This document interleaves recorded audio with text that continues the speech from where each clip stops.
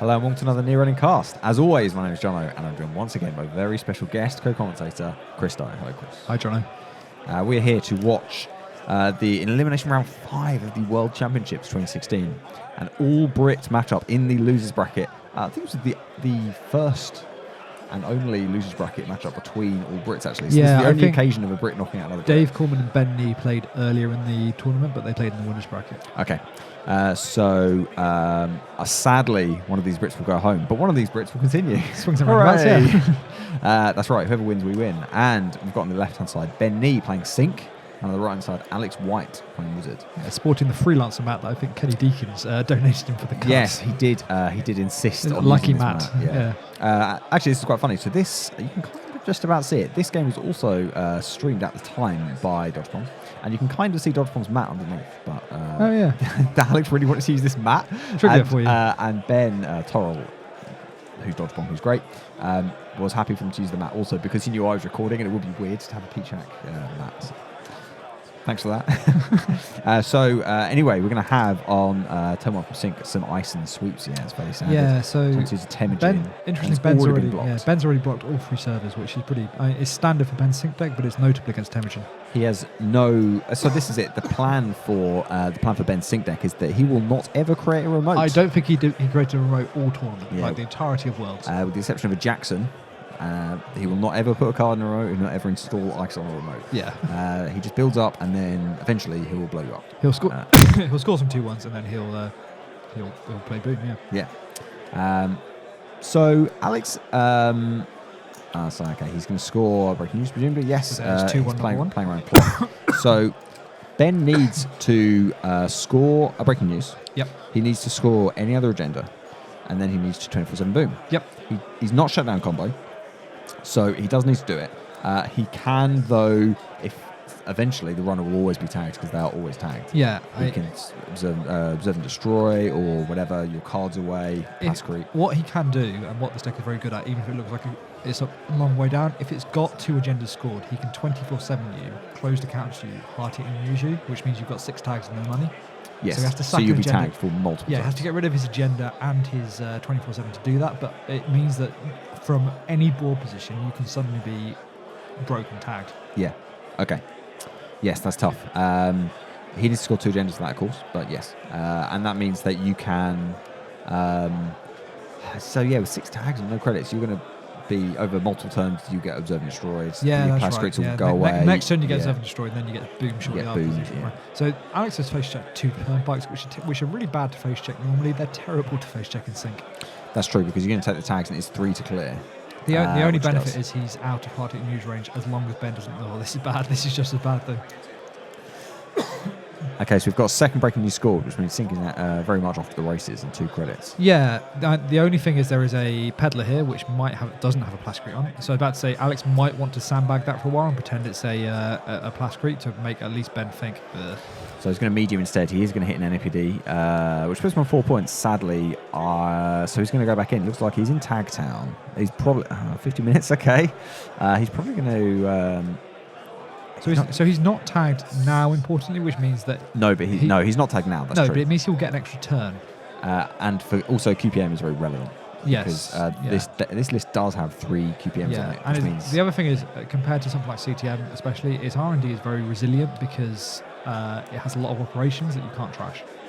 Yeah. So CTM has a lot of assets that you can trash. This doesn't. So it's going to take 2 hard hitting news. Okay. So let's see. That's 4 tags and 4 credits. Okay. So Alex is going to be tagged for the foreseeable future. So I think Alex has now resigned himself to go and tag me. I think he did that as soon as he started medium digging. For my money, fancy yellow tag tokens. For my money, he went low on credits a bit early there, and he maybe would have been better off building up some money first. He knows Ben's going to draw an EOI, which means that he's got to win quickly because Ben can sack one of his breaking news, swap a breaking news for a GFI or the NAPD to put Alex back a bit.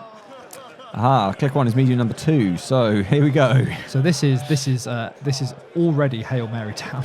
Yeah. Or even sweeps. Pop-up. So he's going to access a lot of cards. Yeah, the interesting thing here is none of this ice is actually relevant against Alex. Pop-up is bizarrely the most relevant ice out of all of those. None of the others will bother him at all. Even Turnpike, it goes down to 0, that's fine, as long as he can get in. Okay, Okay, so he's going to go again. See 2 fresh cards. Yeah, you can trash that for more looks. Mystery card looks like one. No, not nice. Maybe an operation. Alex is thinking, so it means it's something with trash. So yeah, he just wanted Ben to like hold them out because he couldn't read it. There we go. Okay. So he has 1 click remaining. Yeah. Ben is obviously a bit nervous here because he could lose the game still because 2 accesses does win the game. He's seeing another 3 fresh cards, I think. Yeah, I believe that card was an Observe and Destroy. Okay. The traditional card that when you access it, you want to read it. Yes. Yeah. Laurie in the past has said that he knows when people access the Observe and Destroy because they stop and read it. And the 2 in a row, in fact. So that is GFI. That's pretty unlucky. That's not great news because Ben's already drawn an exchange. So the thing is, he really wants that breaking news. He doesn't need 2 breaking news. No, so he can exchange 1. He can even click the 15 minutes, and suddenly clicking 15 minutes is probably bad here because it means that you get rid of you shuffle what you know is a pretty safe R&D. Alex saw a lot of cards though. I didn't see many agendas. So he could purge. Does he purge? No, he doesn't purge here, right? But Alex just goes back in. Purge just puts him almost exactly the same position. So I guess he has to click for credits and hope, or it depends what that ice is. So we know that ice isn't resistor because he'd erased it. So if it was a Raven or something, I've got to assume that's a Raven or Gutenberg. Yeah. So he can get the money to res it, but resing is kind of pointless. It could be an Archangel, but I don't think Ben would have played the way he did if that was an Archangel. Archangel. And it was an Archangel, we're saying 4 by now, I guess. Yeah, so that's right. If it's an Archangel, his turn is trivially easy. He just takes 3 credits and then yeah. Unless it's an elaborate ruse. Yeah. Got a shot of Alex's lovely Cadbury World hat there. It's quite the snappy dresser in his donut shirt as well. Very strange token shuffling manoeuvre going on here. Yeah, he's swapping his counters. There we go. He likes it. So he's got the clear ones on one and the corset ones on the other. Okay, right. So the problem for Ben is he has to do something about this, or he probably loses. It's true. Yes, he has to. And so the purging is not really any good here, but I'm not sure what his alternative is. The horrible thing about Sync is there's actually, and this is why maybe it's unfair to say that Alex wasn't that lucky.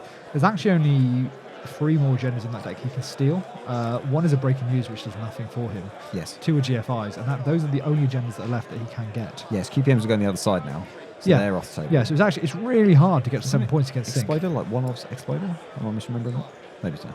Yeah. So and that's why Ben has done this. So he drew. So drawing through the medium lock is okay because you there might be ice, right? So Alex, you might get a resist. So Alex is just going to run HQ for run RD4 times. Yeah, there's no reason not to. But the exchange does put off the exchange him losing immediately. Yeah, that's right. So, but it means now he needs a breaking news and the GFI, and that's it. Or both GFIs. Yeah, but sure. There's only 1 GFI. There's 2 GFIs left. So there's 3 agendas. He needs 2 of them. Yeah. Yeah. And he needs to avoid cats. I mean, it doesn't matter. Yeah, the cat's almost. If he gets 1 or 2, but if he gets 1 or 2, suddenly he's in kind of scoring out range. And it can make EOI a lot worse. So it's more complicated medium maths. Okay, a friendly local cameraman spotted that Alex had stolen an extra counter. Come on, guys, let's keep it above, please. Okay. So this is a lot of accesses. This is a lot of accesses. Yeah, that's right. Okay, so they're going to fly past pretty quick. So we've seen these. Yeah, we've seen some of them. That's true. Yeah, we've seen as far as I think that's new. Yeah. So I don't mind letting you behind the curtain here to tell you that working out what all these cards are was a real ball ache for video editing. Oh my god! The problem Alex has had here, he hasn't seen anything he can trash. Yes, that's true. It's all, and this is a difference between this and CTM. It's all operations and ice. There's no assets. So if he'd seen anything trashable, like even a pad or a sandstand, he would have trashed it. Now he's seen 1 card he can trash. Yeah. And a cat that goes the other way. Yep. Okay. So Ben actually has to score out as an option.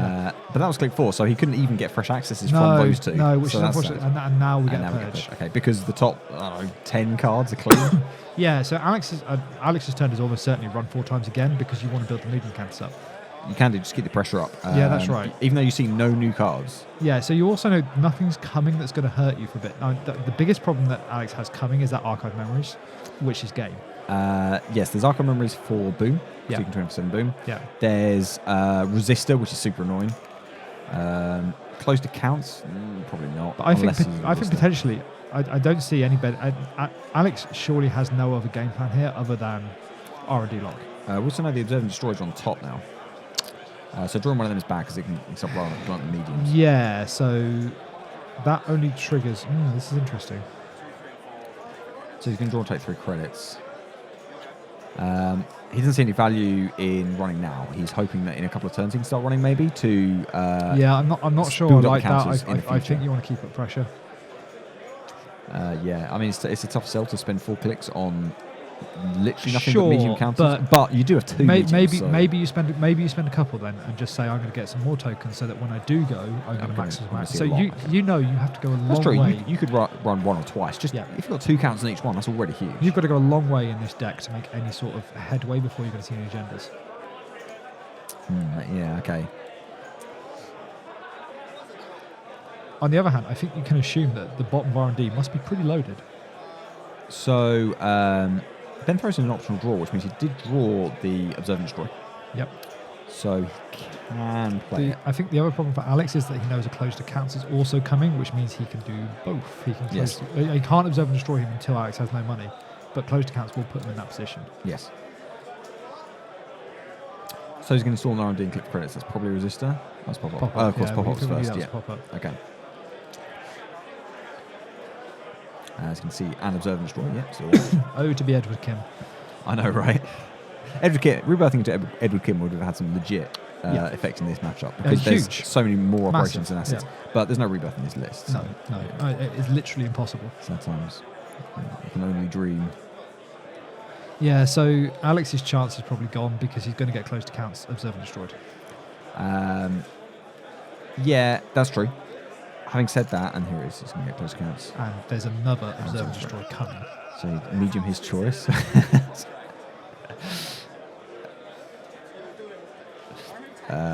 So yeah, he did remove the tag though, so that's fine. This whole game was actually played in very good spirits. So these guys, so the whole team that flew over, and I'm going to call it a team from the UK, was we practiced together constantly the whole week and online in advance, and like we're all in very good. We all got on very well. So these guys they play against each other a lot. So Alex looks like his out here is to spill water on Ben's cards. And he looked like he was going for it there. So another Observe and Destroy is going to come down and kill the second medium, and then that's game over.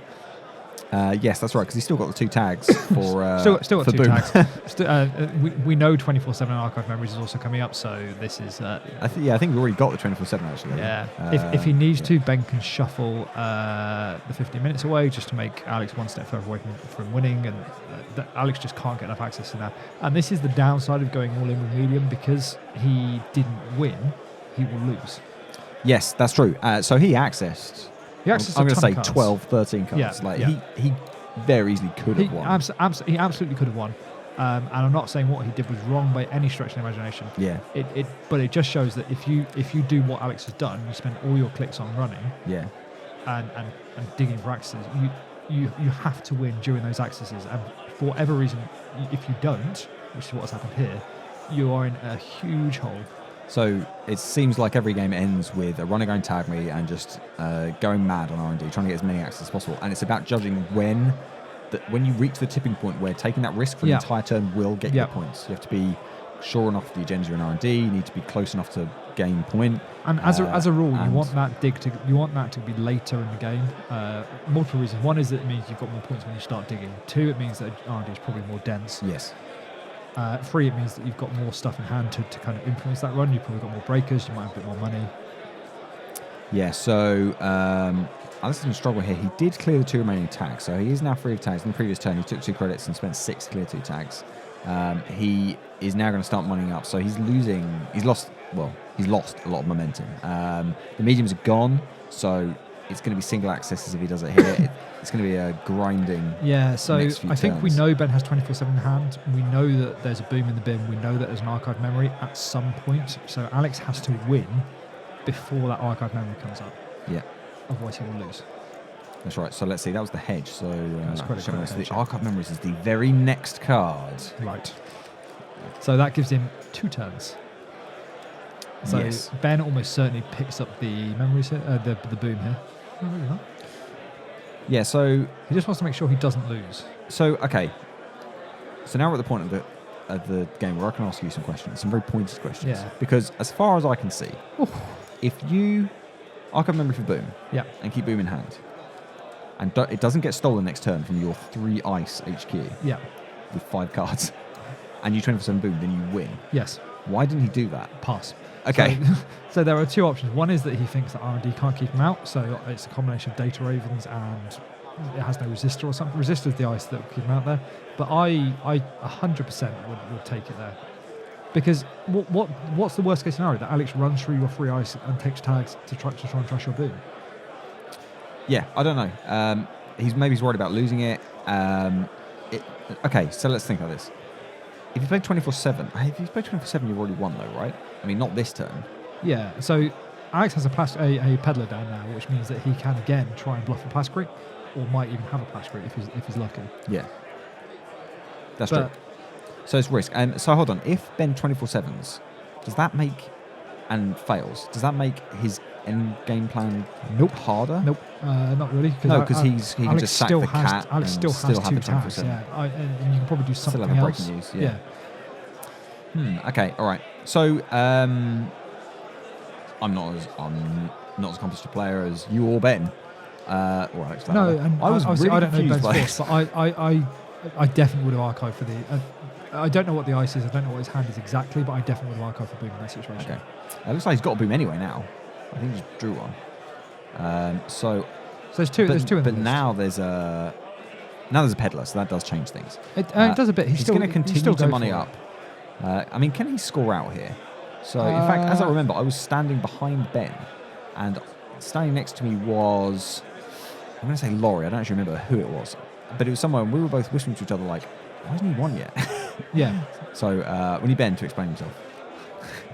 He can score. Let's give him a out. call. He can definitely score out. It's an option, but it's not the game plan of the deck. You almost score out by accident instead. Yeah, that's true. I mean, if the tags are gone now, so suddenly QPM in theory becomes stealable. Yeah, but if there's Ravens, you everywhere, assume it's there's not a Ravens problem. or Gutenbergs or.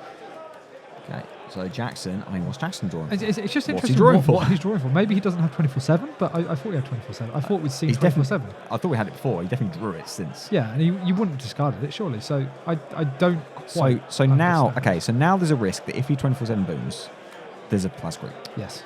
So if that happens, So I think he's focused on scoring out here. I think he's convinced that he's going to score breaking news in a 50 minutes to win, or an EOI. I don't know. Maybe he's got 50 breaking news and he can 24/7 EOI to get an NPD, and they'll take him up. Yeah, I mean, he's still not under pressure because it's still not clear where Alex gets any accesses of any quality.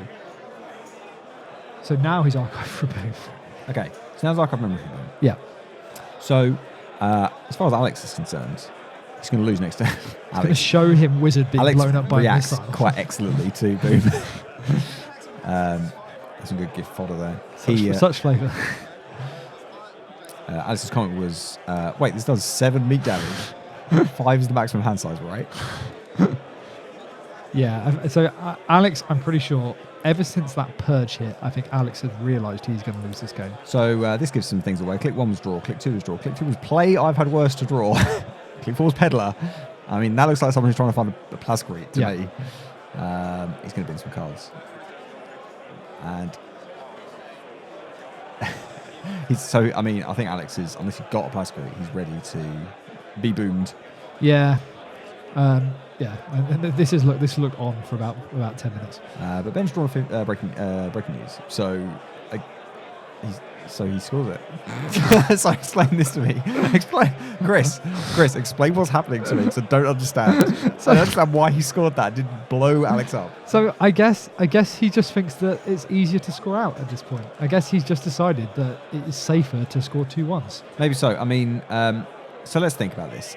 Alex, so is it possible Alex cannot win now if he takes tags? If there's a Raven on both centrals, is that possible? There are 2 GFIs left in the game. So, okay, so he would need both GFIs. So he needs the 2 GFIs. So if he's got a GFI in hand... So you can lose, right? It's entirely possible to lose even from a But that's it, right? Terrible There's a position. 50 minutes as well. That's not relevant, though. 50 minutes doesn't matter for me. It matters for Ben. Because all the breaking news are out as well. But- And there's cats. Ben knows this deck better than me, so it's possible that I'm foolishly criticising him here. But I just... So anyway, he's gonna play on, and Of note, EOI Alex- now wins in the game as well, because he can EOI that NAPD. That's true. So Ben has about 6 different ways. He's got an utter choice of ways to win this game. okay, so Pedlar's going to install Paperclip, not a Plascrete. Yeah. And Still, run R&D. still got another peddler. So he's going for 1 access? Yep. I mean, yeah, why not? He's going to pay, actually, overpaid by mistake on the previous. Turns out, when Resist Restraint 2, you still need to pay 1 credit. Yeah, Paperclip's a good card. It's really good. But that's fine, he's going to access anyway. I wonder if he's got medium on that other peddler. That would be not the worst. So that data rating means he's not getting many accesses this turn. And it's a cat. Okay, all right.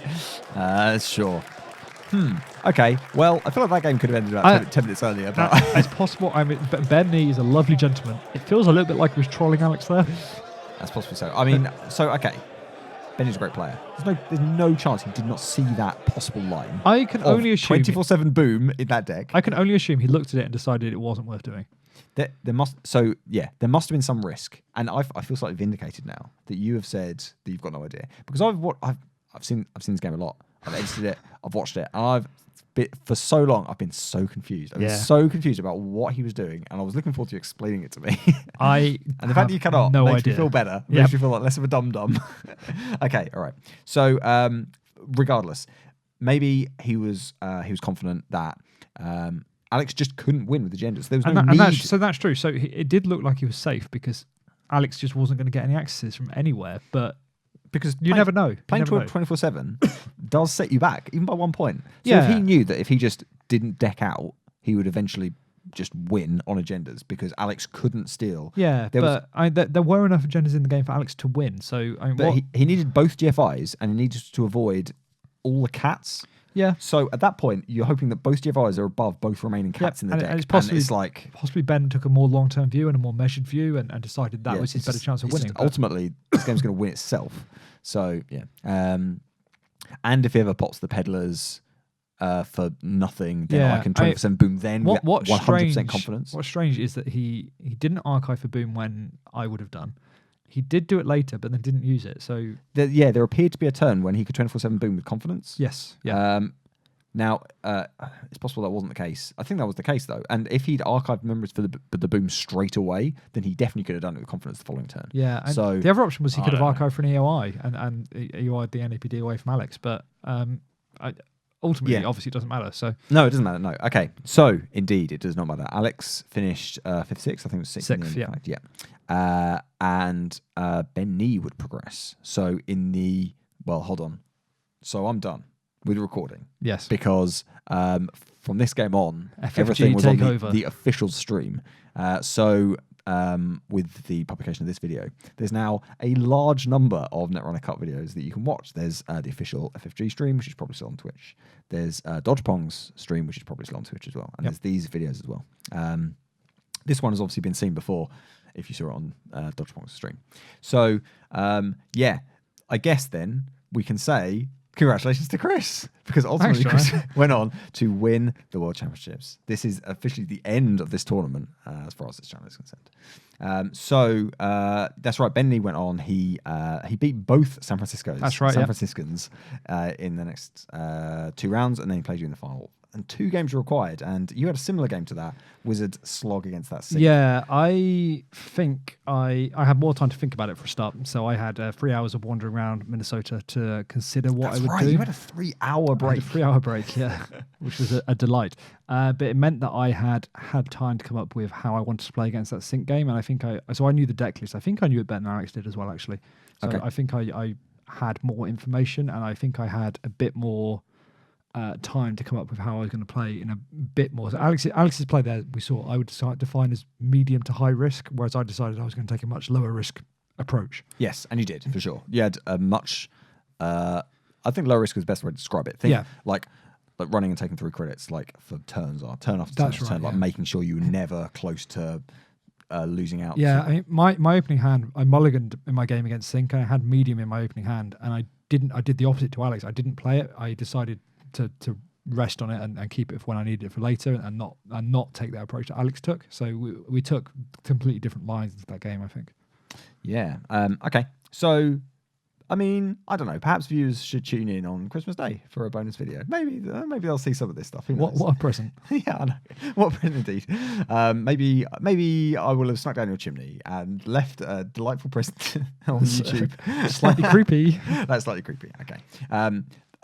By tradition, at the end of any tournament, we thank the organisers. So it's worth saying the whole World's Week, and it was a week for the Brits, was amazing. The FFG tournament was really good. The game centre was amazing. Like the food was good. It was nice and big. There were obviously, it turns out, a lot of games going on. A lot of Star Wars kicking around as well, for instance. But the whole tournament was really good. It was well run. And a particular shout out to all so there were a bunch of judges there from FFG. There were also a bunch of player judges who volunteered, who did an amazing job all week as well. They judged the day one of the main event, and they were amazing. Yeah. So yeah, it was a really great week all round. As I say, there's maybe a special present coming on Christmas Day. Who knows? We'll see. But apart from that, I'm not sure what's next for the channel. I guess it'll be Store Champs. That's the kind of next up in the schedule. We've got some booked. We're going to go to them. There'll be a lot of Wiz and CTM, I expect. You monster. Everyone play your decks. It's not my fault. Yeah, so that's it. So congratulations to Chris once again. Commiserations / congratulations to Ben for coming second. Yeah, that's pretty good. And to the 26 Brits who went, the 16 Brits who made day 2, and the 6 Brits who made the top 16. Yeah, 4 top 8, 2 top 4. Yeah, so the Brits overperformed, I would say. Which is not to say overperformed as in they did better than they should have. They overperformed proportionate to their numbers. So it was a really good week, yeah. Great. All right. Well, on that happy note, I'd like to remind all of our viewers they can find all the videos of the website nearreadinggrid.co.uk. They can find us on Twitter and on Facebook, and they can find some Patreon should they want to support the channel. Check out the Dead Channel podcast, and thank you, Chris, for helping me commentate. It's been my pleasure. Thank you for watching, and I'll see you again very soon.